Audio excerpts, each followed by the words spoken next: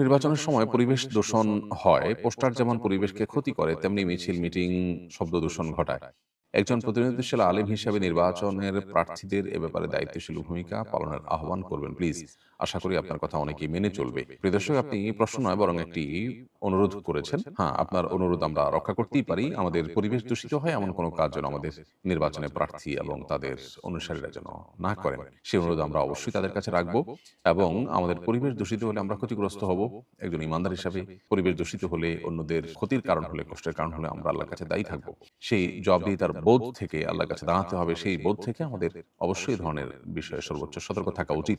যে ধরনের প্রচারণায় অন্যের অধিকার খর্ব হতে পারে। কারো দেয়ালে আমি লিখলাম তিনি এটা চান না, নিষিদ্ধ লিখে রেখেছেন, তারপর আমি লিখলাম গায়ের জোর খাটিয়ে, তাহলে সেটা যেমন অন্যায়, ঠিক তেমনি ভাবে যত্রতত্র পোস্টার, প্লাস্টিক, আপনার ব্যানার, ফেস্টুনে ছেয়ে ফেলা এবং মানুষের ক্ষতির কারণ হওয়া, কষ্টের কারণ হওয়া, অনেক সময় অ্যাক্সিডেন্ট হয়, রাস্তাঘাট দেখা যায় না, এমনভাবে ঢেকে ফেলা হয়। আবার ধুলা বালি পরিবেশ দূষণের মতো বিষয় হয়। অতএব এগুলো কোনটা যেন আমাদের আশপাশকে ক্ষতিগ্রস্ত না করে, আমাদের মানুষজন অন্যদেরকে যেন ক্ষতিগ্রস্ত না করে, সেজন্য সর্বোচ্চ দায়িত্বশীল থাকতে হবে তাদেরকে। আমি জনপ্রতিনিধি হওয়ার চেষ্টা করলাম, কিন্তু মানুষের ক্ষতি করে করলাম। তাহলে আমি প্রতিনিধি হয়ে মানুষের কি উপকারটা করতে পারবো?